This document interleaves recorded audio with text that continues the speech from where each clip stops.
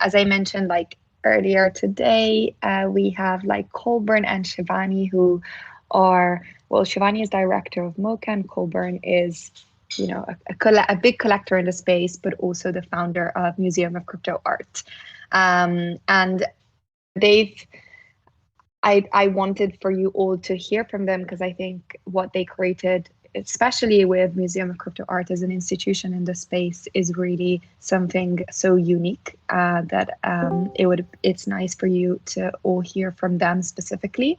But also they've, you know, both been in this ecosystem for a while, and so I'd love for them to both kind of like speak about their views on crypto art, and also welcome you like into this program. Like, they've been really supportive of the program. They are going to be working alongside this residency with a couple of things that maybe Shivani then you can share afterwards. So yeah, I just wanted you guys to meet them and have like maybe like an hour together to talk, essentially. So I'll let both you, Colburn and Shivani, to kick it off from here. Sure. I think Shivani maybe will spend some time and kind of talk about just our backgrounds and perhaps why we're here. Sure. Do you want me to kick that off? Yeah. All right. Welcome everybody. It's just like really exciting always to see something like this come together, and McCall, of course, like the passion that you put into everything. My name is Colborne Bell. I guess kind of like the story of this goes back to my career path and trying to find a way to kind of effectuate societal change through finance. um and I had spent years really looking for like how do we change the world, how do we use this instrument, this tool called money, to effectuate change. And I always found myself like coming up short. um it started to change when I found blockchain, and I thought really this could be like a new financial architecture that could really just empower people all over the world, empower people that had ideas. It was very free moving and free flowing, and nobody could tell you no. Um, and that is kind of what I loved about blockchain. Now, I then became very fascinated with the idea of virtual worlds, right? The idea of infinite digital land and the infinite possibilities that we could, like, as creators, kind of bring forward and show, and how we could invite people into these digital worlds and really reawaken their senses and their imagination as to what could be possible. And um I guess that was really kind of the foundation of the museum. It was meant to be a very familial mental model, in the idea of that, we are putting NFTs on the walls of these metaverse galleries, and we're beginning to ascribe to them, historical significance. We're beginning to show use case. We're beginning to tell stories that create value and say that, we recognize this, and because they're digital artworks, they belong in a digital museum, and this is like, the native format. And because, people are looking to kind of upend and circumvent, there was this very early kind of punk and rebellious spirit to what everything, or to most of the works that people were putting out, and to most of the philosophies that people held. um it was kind of like, in the beginning, was a very close band of misfits. Um, and I'm sure Art Gnome probably spoke to it, but maybe I'll pause there, and Shivani, you can say a couple words. Um, Thank you so much, Nicole. It's so wonderful to meet all of you. I know how much work she's put into starting this, so it's really beautiful to see it come together. I'm Shivani. I think I spent a long time really focused on medicine and understanding that field, seeing it as a place where you could try many different, disciplines and have them come together around caring for someone. But I got very disillusioned with the US healthcare system in particular. And I didn't see it as a place that I could be happy in. And I found, really count my blessings, through, my dad, a connection with Colburn. And I just started speaking with him around like a year, maybe like a little over a year, or a little less than a year ago. Started to learn about this space, started to understand what it could offer to artists, to technologists, developers, just art enthusiasts. And a lot of the kind of original passions that I had for art history actually growing up came back to me. And especially with the concept of a museum, I started to think about what a museum in this metaverse environment could look like and what it means to kind of preserve and move forward, um, an art movement as it's happening.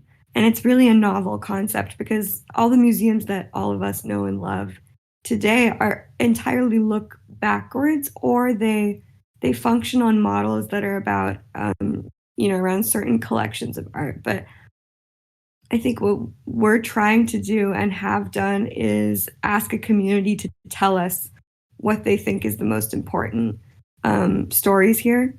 What are the people and the artworks that will continue 20, 30 years in the future? But also, if you want to be part of a museum in your life, maybe we can create a model that is decentralized, that is community first. And so I think we've been able to create something that speaks to, in its actual economic design, the idea of each person bringing in their best into something. So the Museum of Crypto Art is a museum that is in the metaverse, but I think the intentions are truly to be international, digital first, inclusive in the strongest sense. And I think that's what Colburn and I are most passionate about. So, yeah, I hope that was a good intro on both of us. But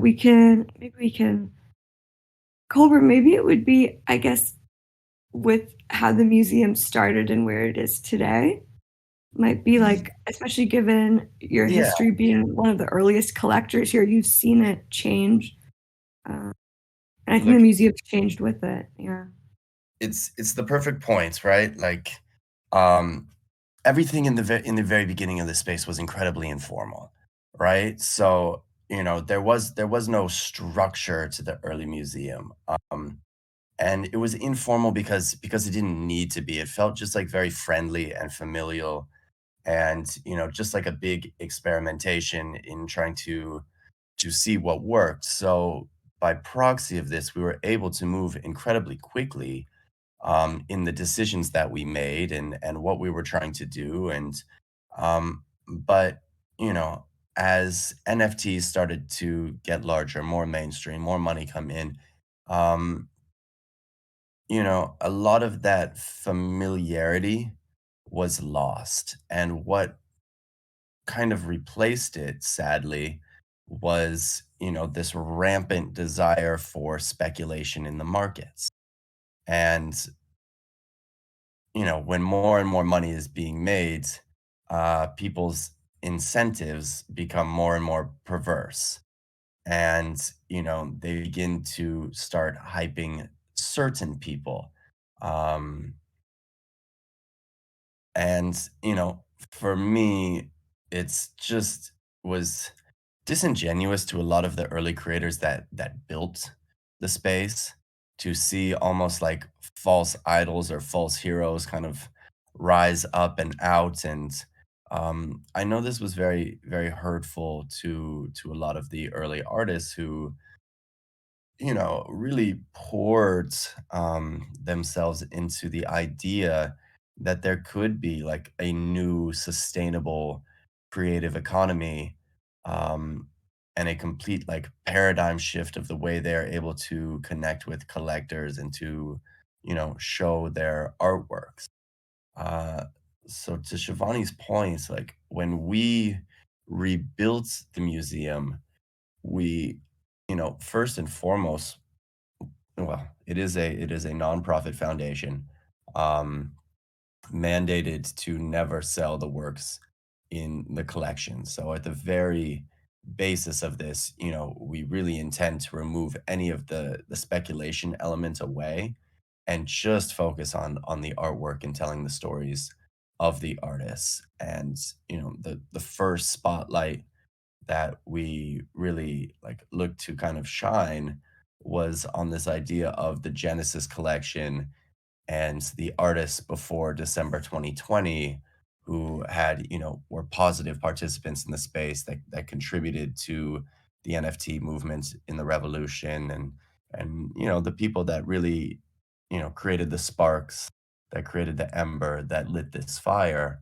I wanted to make sure, like, first and foremost, that they were recognized with a spot in the museum and a place in the metaverse, and that they could always go and say, like, I was here, I contributed to this movement that changed the world. Um, yeah, yeah, Yeah, I think also, this when if you look at the NFT space from the outside, it's a bit gross. Like, sometimes some of the comments that I hear are around like, how could you spend this much money on something? And that's like the focus of the conversation, right? But when you think about what we mean by, crypto art or revolution, it's about these artists who first realize that as a digital artist first, or let's say physical artist, and then wanting to translate to digital, they could use this technology to demonstrate that they have kind of verifiable ownership and provenance online. But they could also use this technology to start to experiment with what it means to actually do something as radical as have a entirely replicable piece of artwork exists tied only to one token. And that I think brought about a lot of cultural conversation in these artworks about like what does it mean to live like most of your life online? What does it mean to be in a country where your fiat currency doesn't mean anything, and instead you're able to have a full livelihood with crypto? If I want to if I want to challenge a government's control over my life, let's say in certain countries where it's much more prominent than in any kind of Western world context, maybe I could do that by expressing myself through these artworks and earning my livelihood with cryptocurrency. So there's a there's a whole movement of artists that are speaking to their lived experience with this new technology and what crypto offers them. And that's what I think we mean by crypto art, and what we're meaning when we say there's an art movement that we're trying to preserve. Um, and sometimes it's difficult to hear like, oh, like people like, oh my god, that's it's just like raging capitalism, and it's amazing because I think that sale is probably the most important, you know it's the one thing that's like traveled to the most minds. But I think what we're hoping to do is really say like, okay, he is an incredible artist, but there is an entire movement internationally of thousands of people who did something other than just translate their digital work to an NFT. And I think we're capturing it, but much more to be done by bringing in creative folks like yourself to put your thoughts into it as well. I think that was really well said, Shivani. I think maybe McCall, we could take a moment, like, and pause here, and I don't know if there's a way that you want to reorient the conversation or anything Yeah, that you. Yeah. yeah, for sure. Also, like for everybody, like all of the artists, if you have questions or thoughts, like feel free to unmute and chat and yeah, like feel free. It's as always, like, it's a very open conversation, so it doesn't have to be like one way. But I think maybe like something that I'd love to hear from you both, which I personally have heard before, but I think it's really useful to share it, is what has crypto art essentially, or is changing within the art world, and how has that kind of shift, or how is that shift, or how do you see it kind of happening, and what does the museum enable to as well? I think like this is a good conversation to have. Yeah. I'm just thinking. No, for me, it's almost rather simple. It's one about freedom first and foremost. It's just about like a freedom to be, and that freedom is so incredibly tied to identity, right? So it's like in my mind, crypto art is the really the freedom to be more of yourself, and that is tied into the ways that you create and you share and you construct a digital identity and a digital persona that may be more yourself than something that you may be constrained by in the physical, if that makes sense. So when we begin to, in my mind, like look deeper into our subconscious and our imaginations and bring forward those creations into, infinite digital spaces, scalable digital spaces, more efficient digital spaces. We share more and more and more.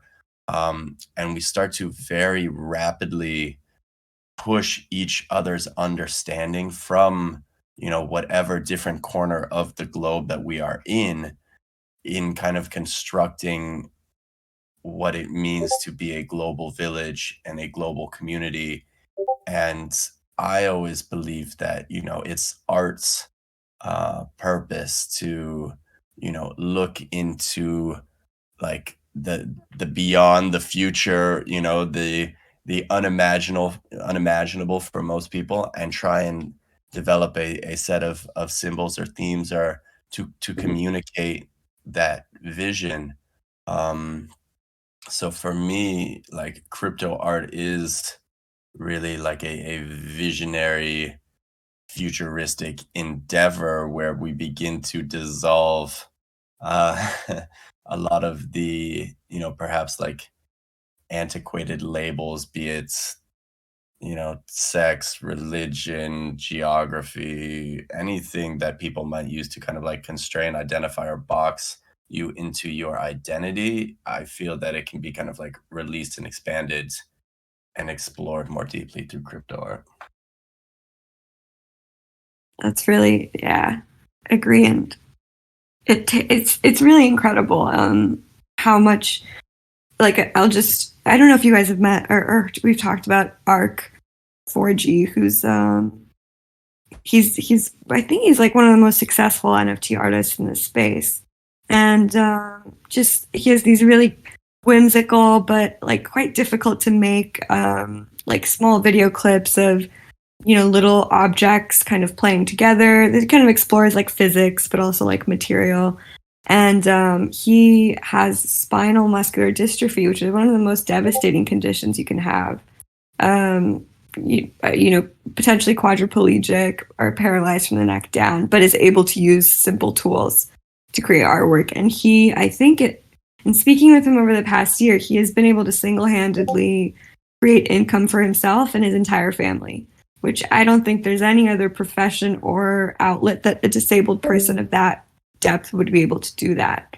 So it is, yeah, I mean, it is really incredible, and just reflecting on what Colbert was saying. But, Nicole, I think some of the question around kind of art world and what's happening here, I think the art world is fascinated by this new collector, this whole other explosion of new money with crypto. and they are like looking for this new collector. They're seeking to attract them. They're trying to create, inquisitive, interesting collections for them.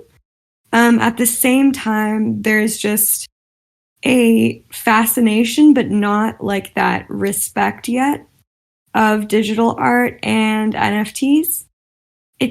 I think it's slow, and a lot of the holdbacks are due to the fact that these are people who have been entirely trained and love the fact that you can have something in your house that no one else says you can have, no one else says they can have, that you can touch and see. And that's not the same in this space. But the new age of collector that is interested in technology first, digital first, and a world that is entirely new and innovative out of the results of people from across the world changing it. That's the shift in the art world currently, I think. But in terms of like recognizing crypto art for what it is, I don't, a lot of the things that Colburn is saying is something that some of the patrons of this space recognize, but translating it into a world that is a bit fake is really hard. So, yeah, I think it's collector focused. I don't know if that answers the question, Nicole, or if I just went on a tangent. But no, I think it gives an interesting perspective, and maybe actually doesn't even this is something that I've been thinking about lately, but like it doesn't even have to translate, right? Like maybe it's just almost kind of okay that it is like in a way something new, that maybe I say they in the terms of like the art kind of like scene and industry in general, will never kind of fully understand. And I guess that's also where, I don't know, like I remember like, especially like if, I think like something really interesting to speak about, and I actually love to do that, like is the actual, the start, like the part of like where your Genesis collection in the museum, there's like some very early pieces that almost tell the story, like the crypto art history story, right? Pieces, from like Robness, Max Osiris, Giselle, like so many, Fabien just joined right at the right time. Like obviously he's part of your artist council too. Like so there's like so many moments, I think, in the time, in the space, that have almost created some form of like history of the arts in itself. And I'd love to be like go over that a little bit, and why essentially that's just maybe even something that the art world will probably really never fully understand. Yeah, I mean, I'm curious also on your thoughts here, McCall, as well, because we talked so much about curation, right? And how do you even begin to like sift and curate and determine like what is important and significant, and the ability for anybody at any time to like spin up and make an NFT, and we have so many tools and digital tools that accelerates traditional art making processes. um and it just feels like more and more and more and more and more and more and more. uh So, but the beautiful thing is, you noted, of course, is that like you go back through the collection and you do see the artwork telling the story, right? You see the artwork telling the story of the evolution of the space.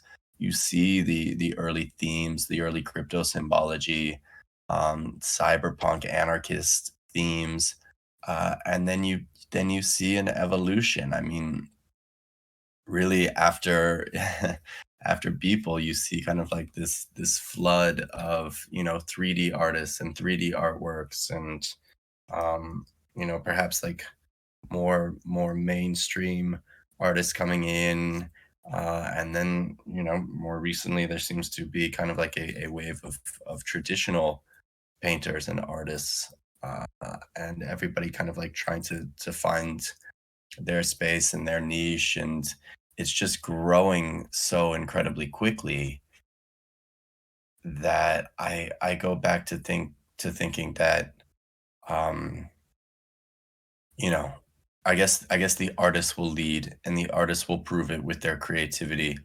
And then, there will need to be curators that are involved in and looking at the space and trying to be early to identify, the stories that are happening here. Because, as Shivani noted, the collectors are reticent, and maybe, whereas in the beginning of the space it might have been 20 to 30 artists for every collector, I think that number has probably grown to 100 artists for every collector.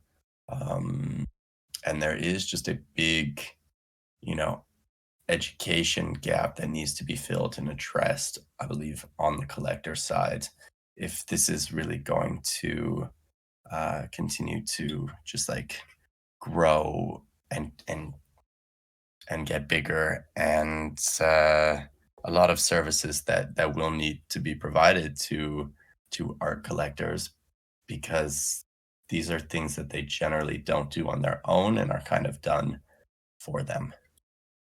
Mm-hmm.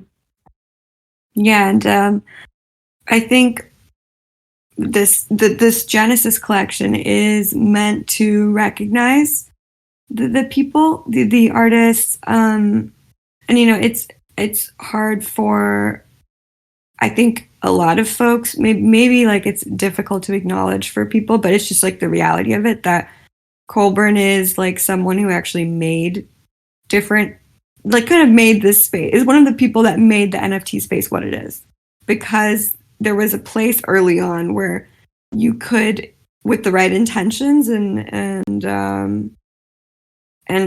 genuine, like looking at the art for what it spoke to you about, like start to create paths for artists to like meet other artists, or a certain marketplaces that could feature different artists who were speaking to something other than just what was the top of the leaderboard. So I think this collection really it was a curation challenge, but it reflects being able to see this full story arc. And Nicole, when you say that there's certain artworks that maybe speak to the movement themselves, I think some of the most interesting ones are the pieces that are like self-aware of the fact that they're an NFT. Like early, I think that's become really common now. But there's some really early works that are pretty hilarious around that. There's also just these pieces that are about like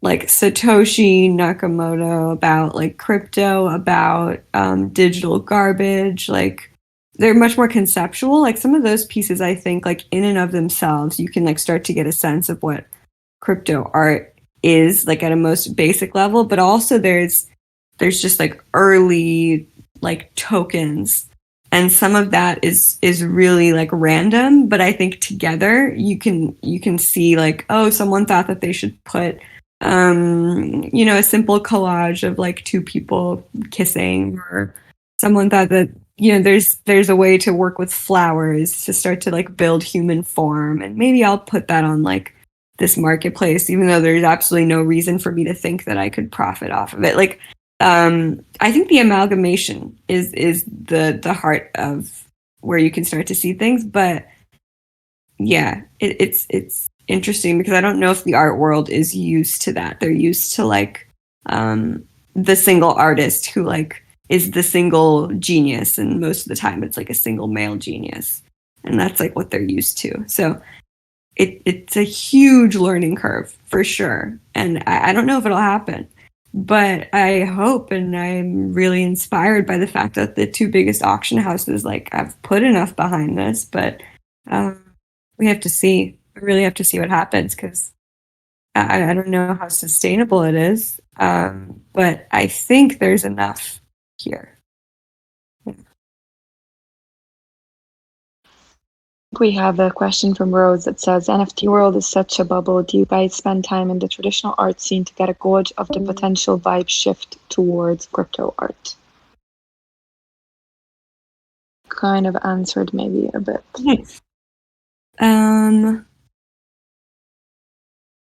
I don't think I'm the right person to answer this. I think actually Colburn spent a good amount of time in like New York art scene.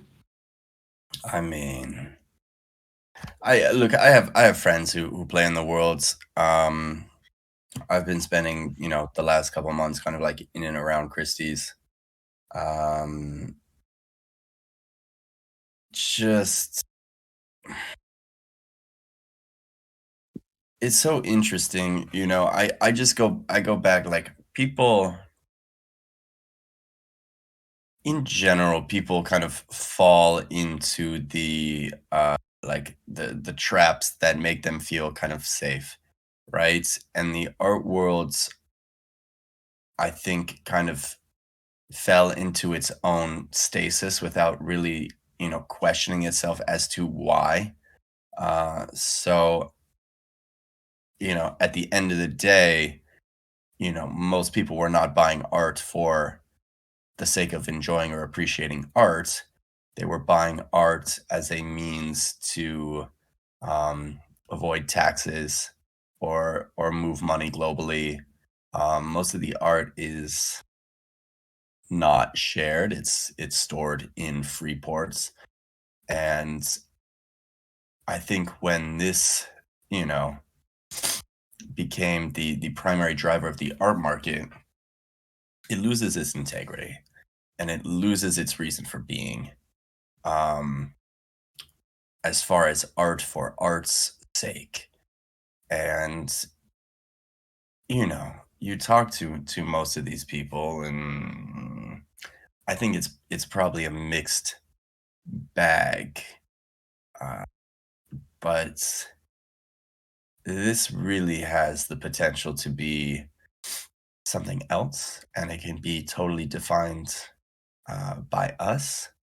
And it is a whole new like culture and set of values. And as strict as we are in holding to kind of like the intent and the depth of what we care about and expressing that and sharing it with people and allowing them to kind of come in and um get like familiar and acclimated with we are doing this because we believe in this.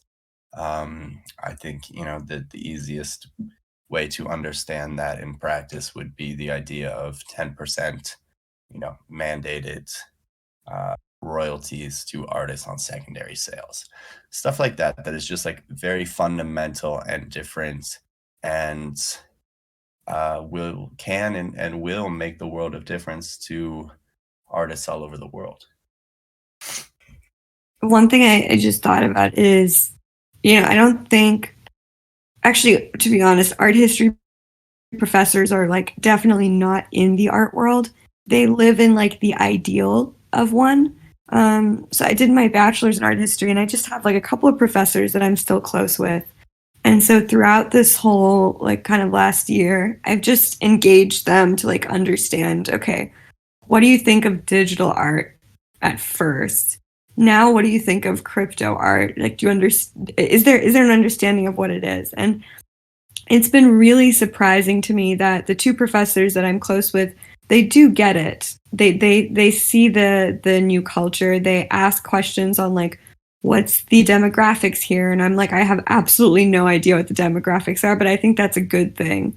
They're curious about like the concept of what a old traditional art world collector has of the NFT space versus what like a 14-year-old kid has a concept of. And I'm very encouraged by that, because a lot of the times professors and a lot of the like literature and scholarly work around art feeds directly into how collectors at a high society level start to think about what is valuable. And it's a little circle of kind of the philosophers and professors telling people what is like for example, with like Basquiat or Rothko, it was like 5 to 6 years of like a lot of push from professors on why this artwork was really, really valuable. And that ultimately got reflected in the prices that were there around those artists. So there's not that much publishing that's happening around crypto art. There's instead just, maybe it's only with these two professors for me, but I think there's conversation and there's curiosity, and there are professors who focus specifically on digital existence and digital art. So I really hope, and I hope that we can actually really help with that and start to push some of that into the bubble per se. I don't know if that answered your question, Rose, but yeah, I think art world is a really funny concept, but it's a bit, I don't know, it's a bit slow. Even though it's moved really fast with the auction houses, the minds of people, I don't know if they've changed. So I think it'll take a long time. I think, obviously coronavirus shook a lot of people from a lot of habits. And it left them questioning kind of like, why do we do the things that we do? And, the art world runs, almost on like the same circuit as the fashion world, right? You go to Milan, then you go to Paris and New York and Miami and whatever it is, right? You run through this circuit of shows. You're always presenting. You meet the collectors where they are. This is what you have that is new. No, like let's break all of that because it's just nonsense. We don't need to be doing this kind of like horse and pony show any. The artists directly present their work and do it online and do it under whatever persona or pen name that they wish to be. Let's let the art speak first and not kind of the show and the presentation and all of this kind of like bullshit and regimented tradition.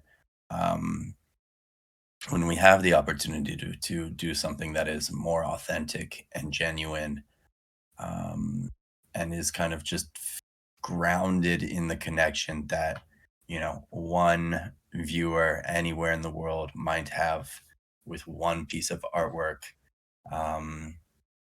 and like recognize and honor kind of like that moment of like magic where something just captures and evokes a new emotion in somebody, and it evokes such a strong and powerful emotion that like they just have to have it.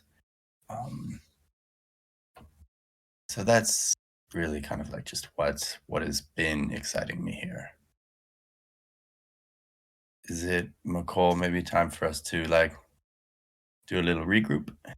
Yeah, definitely. I think, we touched a lot of points. I'd love for you to, give, if you have like questions or thoughts,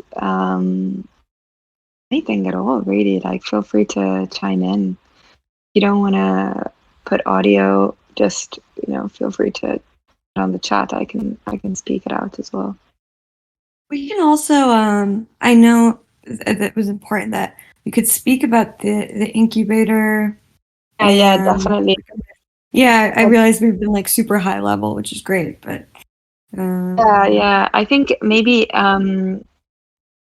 we can like stop here for any questions around like what we just chatted about, and then we can go into the incubator. Cool. If we have any. Can you hear me? Hey, Walt. Hey. Well, I have one question. I was wondering, like, how is Mocha like preserving and keeping the collection and the digital artworks, like the files themselves? Do you like trust the blockchain storage spaces, like the IPFS, or do you think it would be a good idea to also have like a Mocha owned kind of backup space for the like a long-term storage solution? That's a great question. Yeah, it is a really good question. I would say there is, okay, obviously a huge and tremendous concern. You know, we want to preserve these files. We were just donated an artwork from 2018 from Rare. It was called rareart.io. It was a now defunct marketplace, an Xcopy piece, which the original file was lost. And maybe I'll kind of like speak on the philosophical implications of this, and then we can kind of speak on the technical. I will say that for me, generally, the artwork is the act of the creation of the token itself, and the associated file. You know, I think when you create an NFT, you effectively sign a social contract to say that, you know, I want this file, I want this, you know, digital creation to be free and like fully shared and almost enter the public domain. Now, if you want to kind of like own and possess something, then that is the token that you are possessing. So all to say that I don't believe, you know, because you can right click it and save it, and because you can share it, you want this, right? You want your artwork spreading, you want people to download these files. So I always do kind of believe there is like a general redundancy. You're making, you know, beautiful art that people want to share and save. And but on a more practical standpoint, I do, one, trust IPFS. I think that if IPFS goes down in any ways, there's probably much bigger problems in the world. But we are also looking at solutions like Arweave to make sure everything is kind of, you know, backed up on chain. And, you know, long-term like data integrity and preservation is certainly important to us.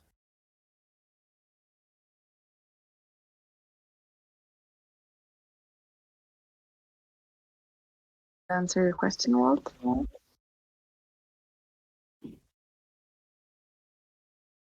Yeah, it did. Yeah, thank you. I had a question as well. I was wondering how you choose the artworks that you include into the museum, and maybe if there were any particular pieces that you feel really exemplifies like the crypto art movement, and also like your thoughts on curation in the space. Like, how do you reconcile like curation and the notion of decentralization? Like, how do you curate in a decentralized space?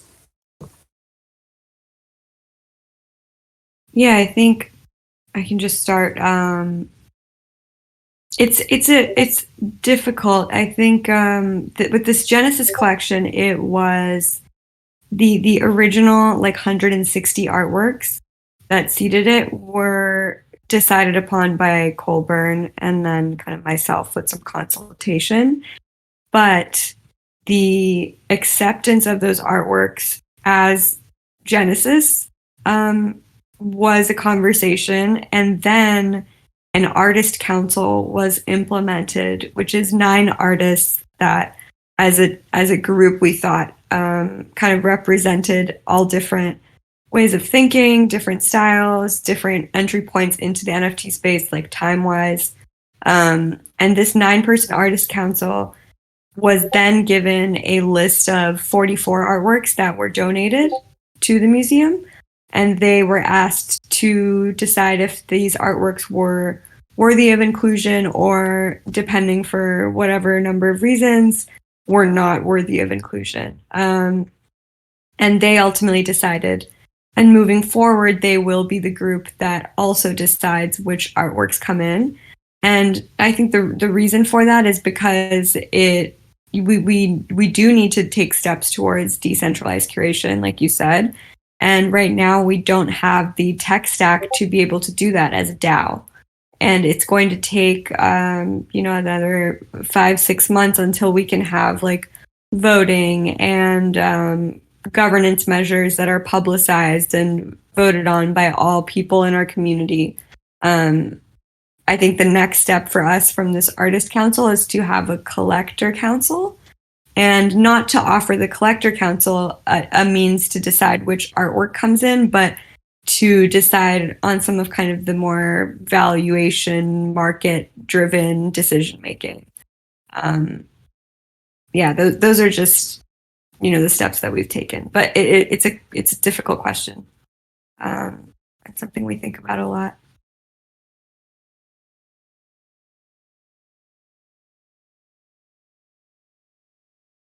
I really don't have much to add there. It's a difficult and impossible question. The easiest thing we could do for ourselves in the beginning was to create rules.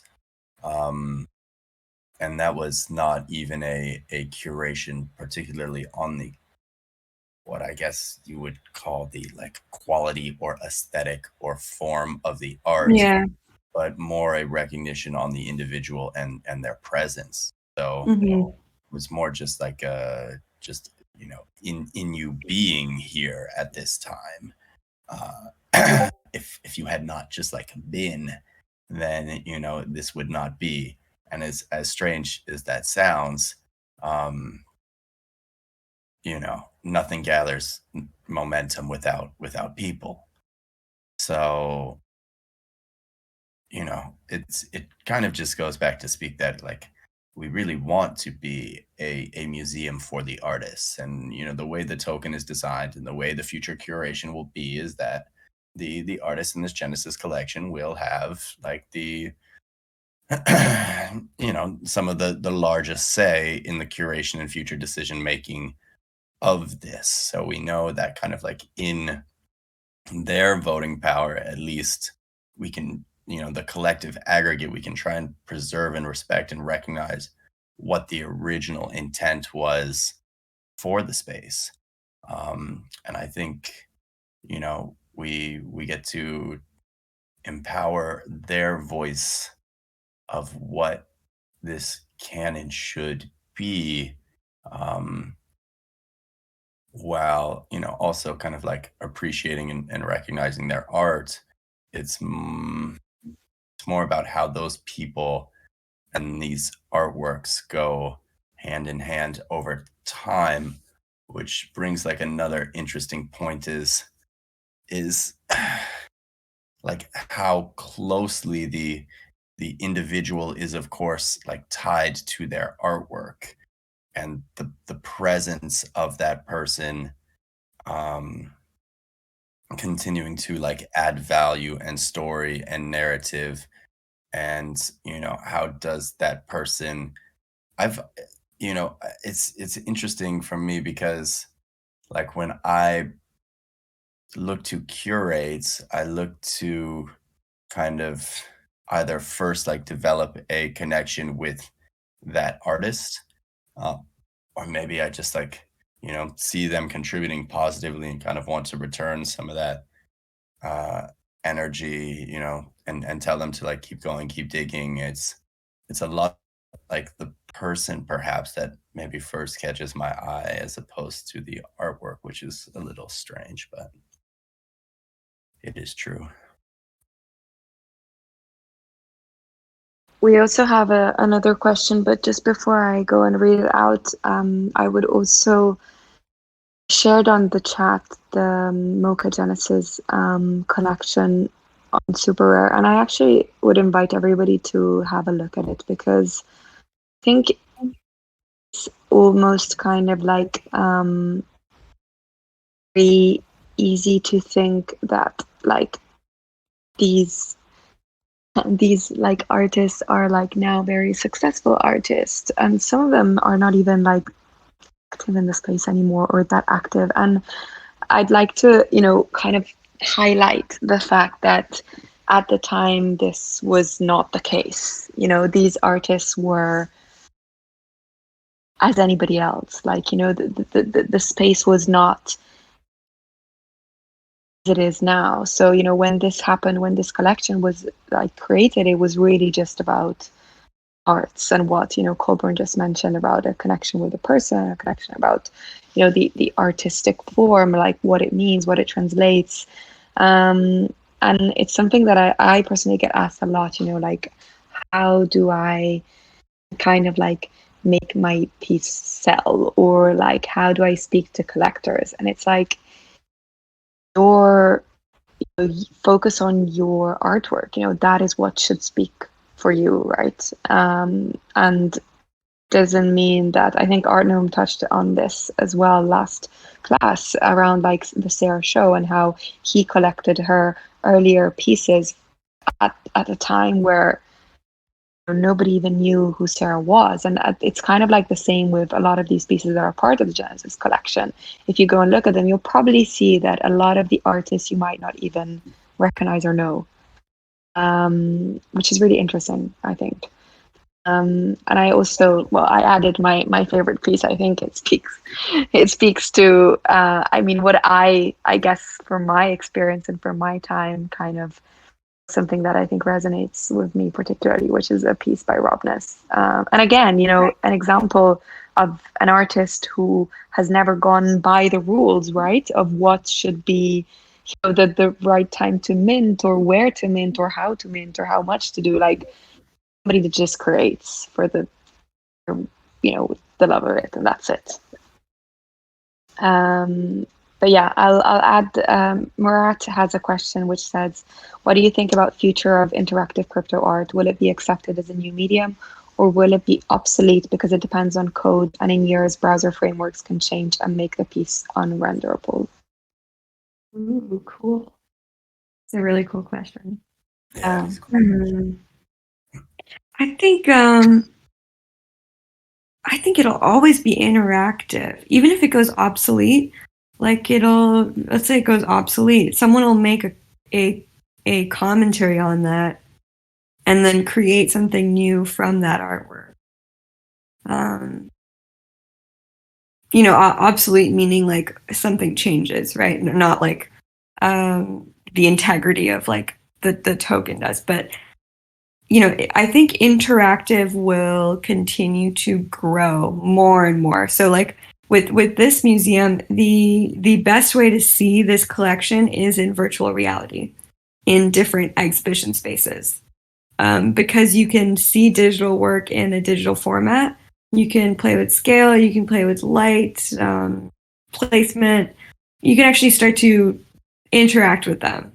So at base, that interactivity is already growing, and as VR technology becomes more and more omnipresent and stronger, I think it'll just continue to explode. Interactivity otherwise, like with other internet kind of growth, it's super undetermined, but I think it'll just become its own form, and it might not be most digestible in the sense of what we consider to be like viewing and viewer, but I think it might start to involve like developers and different people who have different skill sets with code. So I'm only excited for it, even if it's going to be a little experimental. Yeah, you know, I'll echo that. Like, we've only scratched the surface of what an NFT is or can be. When we start to think of like just the confluence of technologies that's occurring right now, Shivani said it's AR, VR, AI, machine learning, what different file formats and what art is going to, it's just, it's impossible to predict. It's really, really difficult. You know, generative art has done amazing. The Art Blocks project has done amazing. But I still think it's just like very rudimentary. It's very early. So, and then, you know, I think we begin to play in the ideas of, for the first time, like object permanence and you know, if we have like redundant storage, what is the true possibility that any of this becomes obsolete? And you know, what is the idea that it like could be recorded and kept and stored and preserved forever? Which is One thing that could also be interesting with like interactivity is just with memes and like meme culture and how it somehow like reaches everyone's phones. And like what happens when you have an interactive work that can do that? That's like, it's not a virus on your phone, but it's just someone's placed it there. Like that's also funky interactivity, which I think could happen. Yeah.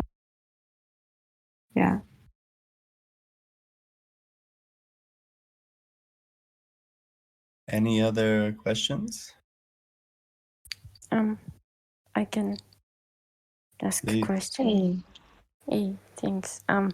Well, first of all, I wanted to say thank you to VerticalCrypto and Colburn and Shivani. And I actually, many people in our group come from different backgrounds, artistically speaking and geographically speaking. So many of the points that you made, like, spoke to us personally because we do not come from Westworld, for example, and but we spend a lot of time in the West, and connecting always been a part of, been a bit of a struggle, but now it's like much more easy with NFT.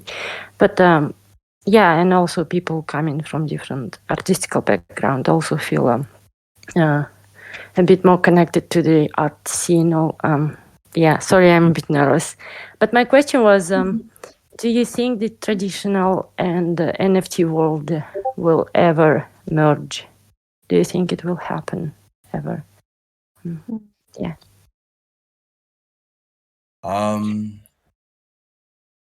No, I don't. I think they will exist in parallel, but I don't believe they will ever merge. I think I think crypto art is too much of a threat to that paradigm, and frankly, what has become like more business than art. You know, I think people will continue to cross over and use NFTs in different ways. I think places like Christie's and Sotheby's and these auction houses will continue to recognize that this is just a new market for them with different money and new types of collectors, and they will seek to grow their business in this way. I think more traditional artists will come to recognize and understand the medium, and they will create NFTs. And I think it's very possible, although we haven't seen too much of this yet, that you know, galleries will be looking at artists in this space to kind of, you know, perhaps bring them out and present them to traditional collectors. So I think there will be some intermingling perhaps, but I think it would be more for business purposes than perhaps like the artistic purposes, if that makes sense. I think they could. It's a question mark, but I think there's a high potential in the far future. Just because there's a whole generation of people that are digital first. And are they going to want massive art collections, you know, in one house that they can't take anywhere in the world? I don't think so. I think they're going to want digital art. And it's like, you know, 30, 40 years in my mind. But that being said, I think some of the things that are happening right now, they don't represent a merge. Instead, it is like a, how do I tap into this money kind of attitude? And that's okay, because that's how the art world functions. But in terms of like artistic, you know, recognition of like this not being other, but like one and the same, it'll really take a radical shift in the way that people see digital art for that to happen. And yeah, I'd agree with Colburn too. Like crypto represents a threat to elitism and the way that entire systems are structured. So for that system to fully accept it and say that it is like the best or it is like the art, it'll take a long time and it may never happen. But I think just, digital art itself, aside from crypto, I think there's a world where it could become just part of the art world and seen as like in it. But we have to see.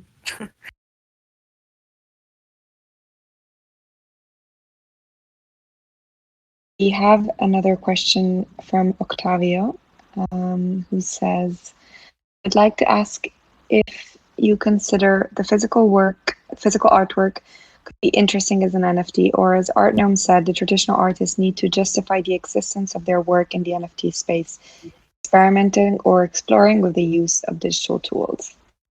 Because I think, just for context, like when Jason came on last week, he kind of, mentioned how, I think there was a question that was asked around, how can like traditional artists that work with like physical canvas, etc., come into the space, and he said, try and like experiment with how can you translate physical practice into the digital realm, like, be creative with it. So I think that's the context behind this question. Mm-hmm. Mm-hmm. I do think that the physical artwork can be interesting as an NFT. I see. Yeah, I don't know if you have to justify it. I don't think you need to justify the medium either. The whole point really is that there are no rules. Now, I've seen people, animate canvases that have done quite well. Sky Golpe does that. Trevor Jones did that successfully.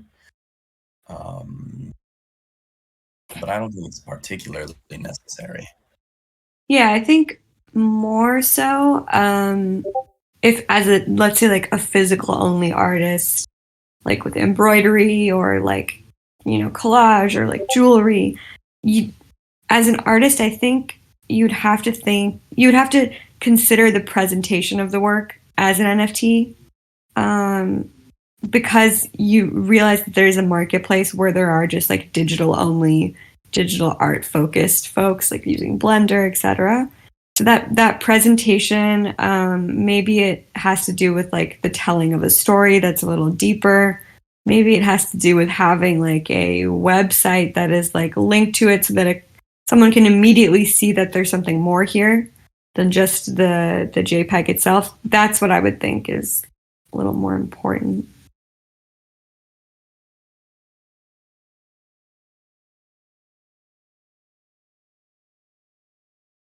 I think I can see a few people typing. Also, guys, feel free to unmute if you want to. I think Two Goods is saying, I think also platforms should think in that matter, not only artists. Yeah, true. It's not just on the artists. Sure. Shivani, do you want to? I mean, if there's any question, like, feel free to. Yeah, I can. We can just give the little summary of the incubator while these questions are coming in. Perfect. I just okay. Yes. So there's the museum project. In its mission is like preservation and to cultivate as well. And that takes many forms. There's exhibitions, different projects with different artists. And the incubator of crypto art is something that is entirely focused on like emerging artistry and what it means to have different groups of people from across the world with different ideas of accelerating or incubating crypto art to have a space to do that. So for just resource wise, this incubator is focused on these kind of 9 parcels of land in Somnium space, which is one of the like VR first worlds that exist. And these different parcels of land have been given to groups that are seeking to bring in new artists who maybe are focused or interested in exploring like sculpture or VR architecture. Just broadening the idea of like a 3D experience of art. That's kind of the first focus. I think second to that is working with different groups to spin out or grow the projects that they have more. So, you know, with Nicole and with this residency, we're really hoping to be able to invite a couple folks that Nicole has thought about into Somnium Space to explore, create kind of an exhibit as well that would have all of your work displayed, and then work within this incubator a little more in the long-term future to create like a pipeline of mentorship and a place to mint that is set up for success. So this incubator, all goes to say, is a work in progress, but I think we have enough resources and desire from the community to just really harness new voices and new artistry and make it be the best it can with these different visions. So I'm super happy to like answer questions, both of us, on this incubator and how it's connected with this residency. I hope that's like just an easy summary for everyone.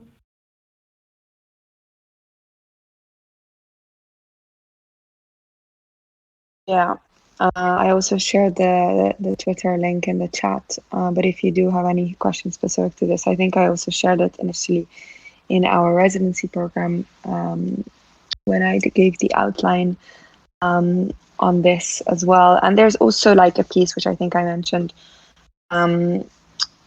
before when we did our first, also how to build like virtual spaces, and I think that's also particularly interesting for a few of the people here, because we do have like I think 3 or 4 like architects in the group, which is really exciting. And Untitled XYZ, also known as Kirk, is going to be giving a dedicated class specifically on architecture in the metaverse. And maybe actually we can chat quickly about that, because I know like Untitled has done an amazing job building the museum. Mm-hmm. Yeah, I think I'll let Colby jump in. Yeah, I mean, just like somebody that actually came up through our incubator program and kind of just recognized, you know, an incredible amount of talent and really understood like our ethos in that we want these buildings to stand separate, and we don't want to just replicate, you know, what we have in the real physical world. Let's invite surrealism. Let's just be playful, and let's, you know, create a type of space that speaks to this movement, not as something that needs to be contained in kind of like 4 white walls, but is, you know, it can be open, it can be floating, it can be twisting and turning, and you can like teleport and jump, and you can display artwork in such large formats. And of course, like the way that he just played with light, form, shadow, and the framing of all the objects within the building. I think especially you know, what we saw with the Genesis collection, and then the build for the Hackatao Da Vinci project. I think it's really just like the start of some incredible innovation in architecture. Yeah, he's so brilliant. I think he thinks a lot about where architecture is from like an education standpoint, because that's a lot of his background, and where he would like it to go. And I only see the intention being like, how do as many architects with different visions come in and start to really build a lot of the conceptual work that you can't manifest in the physical world, but you can in the digital world. So, for example, one of the buildings that I just did was like a really interesting play with QR codes. And I thought that was so fascinating. We were talking about maybe there's a way for just a group of architects to focus on the idea of a window and what that is like in a digital space. And maybe it's not just like physical versus digital, but like really buildings as artwork rather than as like an artistic exercise. So there's super untapped potential with architecture in VR, and I'm utterly fascinated by it. I think it could be really amazing for some of the architects here as well. Also shared the link to the museum Space Insomnium. So if you guys want to have a browse through, even after this, I think it's super to, even if you don't have like a VR set, even just like walking through is incredible. I think, and yeah, it can even be a point of like inspiration for you and what you're doing with your like creative practice. And we'll hear more about like architecture, AR and VR as well, but yeah, definitely a nice place to like start and get inspired. I think it's amazing. Cool. So I guess we have like 10-15 minutes. If you want to ask any questions, like anything at all, I think you have a chance to like speak to Colburn, speak to Shivani, whether it's about the museum, whether it's about anything like that kind of you think is that you have thoughts on, really, as a collector, as a curator, as a director of a museum, of the first ever museum in the metaverse. Sure, there's lots of thoughts that might have popped up.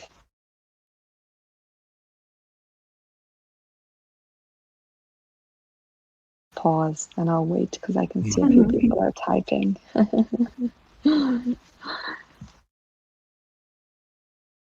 could ask her. Go ahead. I just wanted to ask, like, I own a few Mocha tokens and I'm on the Discord, but what other ways would be like a good ways for artists to contribute or to participate in the Museum of Crypto Art? Yeah, it's a really good question. We're on this side, I guess, just building as fast as we can for a future that we believe is inevitable. What would be the best way for an artist to participate in the day-to-day? I mean, what we love to be is kind of like executors of like new and innovative projects, right? So if there is something that like you're working on that involves like a group of other artists, I'm all about like trying to take this platform of the museum and just lift up as many people as possible through it. So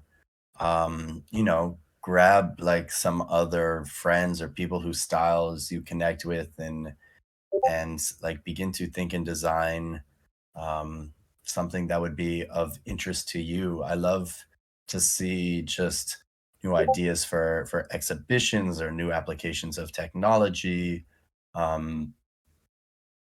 That's what I would begin to suggest. Does that make sense, Shivani? Yeah, I was going to say similarly. I think in the Discord, there's kind of this like opportunities channel and different like missions that are coming out. And we're actively building these, but there's kind of a couple design art competitions, like chances to submit like a project or a greater set of ideas to like see it happen. And, over the next like 2 months, we're out of interest and discussion with different artists, we're featuring kind of like live art creation, then some different like AR projects that we're also just came to in conversation. So it's really about the ideas that you would like to see materialize. I think that's the best way to contribute, and very, very welcome it, of course. Also, Yeah, thank you. think there's like a big piece around like collectives as well, which I think we haven't touched on, but there has been like events for like Crypto Argentina, for example, or Crypto Asia. So like there's different, I think that the one thing that I think is very important to mention is also around collectiveness of the movement as well, and how can you like include something that really stands to what you do with others as well. So that I think the space is there is more about like what ideas can be brought forward. Yeah, I just was about to say that I'm starting to like gather together like a collective for Finnish crypto artists. So that could be something. That could be also maybe some kind of collaborative projects with Mocha later when we get that started. So yeah. I can. Sorry, Colin, go ahead.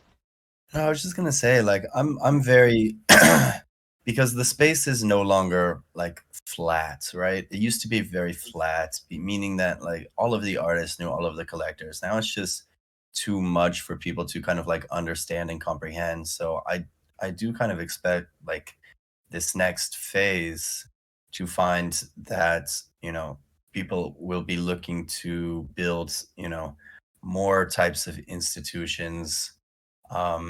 It just can't be done as, I don't think, individuals anymore. I'm very keen to see like the collectives that emerge, the artists that, begin to work together, how like collectively they communicate like their voice and ideals, and where they see the technology heading, and all of the niches that will begin to emerge. I'm very concerned with, how do we foster deeper conversations about, the art and the practices that different individuals care about. And we have some ideas for how we're going to do that. And then I would kind of like turn to the artists and say, how do you continue to like push and explore the edges or the fringes of your practice and what this new medium allows you to communicate?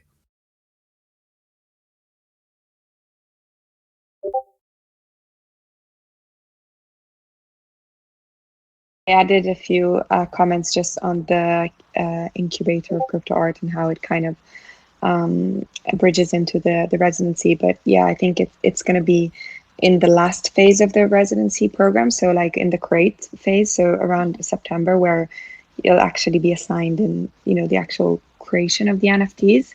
And then there'll be a possibility for a few selected kind of like, NFTs and a few of you to actually go and like be exhibited in the Somnium Spaceland of Yoka, the incubator.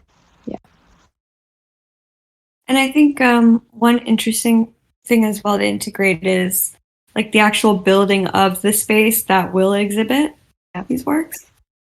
And that's also a chance to submit a project if Murad is an architect.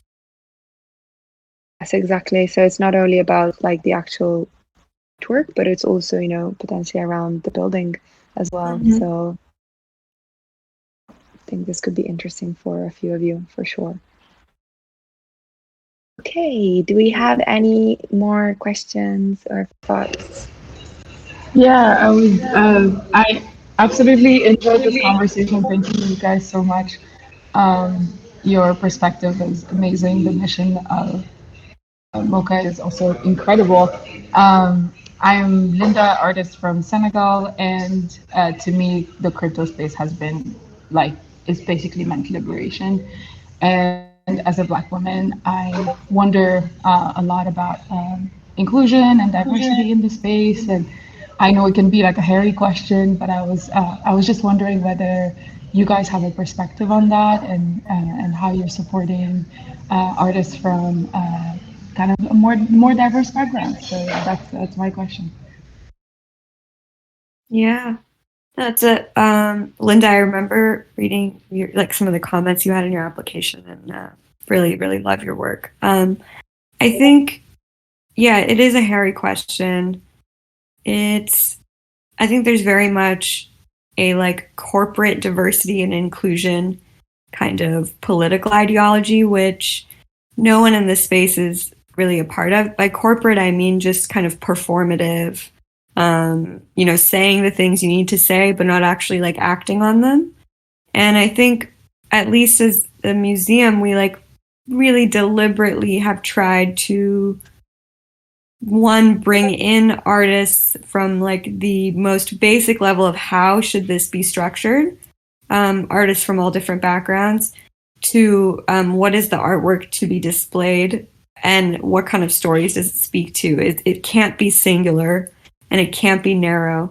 That's just not true to what this is all about. So I think the diversity and inclusion is about like the artists themselves and their backgrounds, also the mediums, the styles, the stories, specifically around like people of color. I think both Colburn and myself always recognize that this space is very dominated by from the beginning by like white male artists, and that's just the way it was. And those are the people that gravitated to what it was in the beginning. And there's really no way around that except to say that there are also like incredibly diverse artists who were here from the beginning, and they need to be uplifted in particular.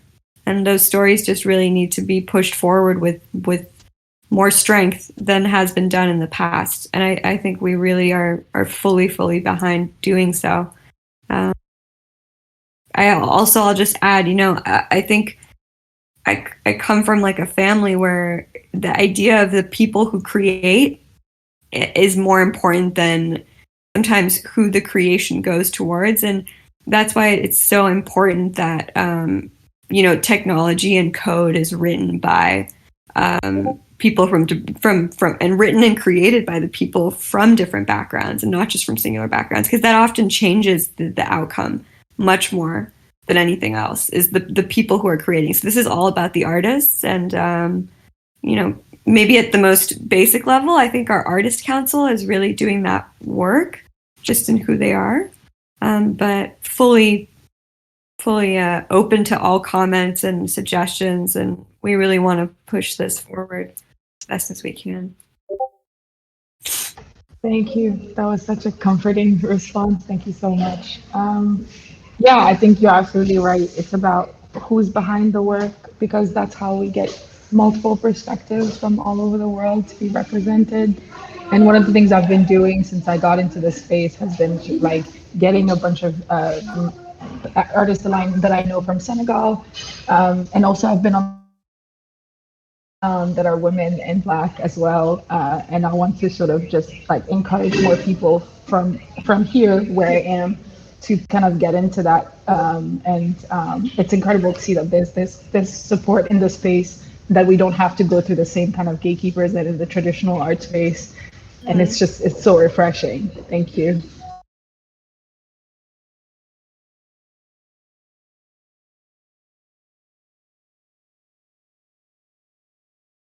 Awesome. We have any other questions? I think a few people are exploring the Songyam. No, that's great. Yeah, the stairs are great. I agree. It's awesome stairs. I think, because we do have another call in just a bit, that I just want to take a moment to thank everybody, and Nicole, thank you for organizing this, to all the artists. Like, anything you always need, Shivani and I are totally like open. Message us on Discord, message us Twitter, Instagram, wherever. I really just like, we do our best to really just try and get to everybody's questions, no matter what it is, simple, basic, whatever. Please, like, don't hesitate about anything. Yeah, definitely. I thank you so much for listening to everything we had to say, and thank you, Nicole, for bringing us all together. I think this program is going to be really, really meaningful for everyone, including the people who are, including me, including anyone who's coming in to speak or be a mentor. It's always, always beneficial to hear and learn from all of you. So thank you, and really excited. Yep. Take care for now, everybody. Thanks so much.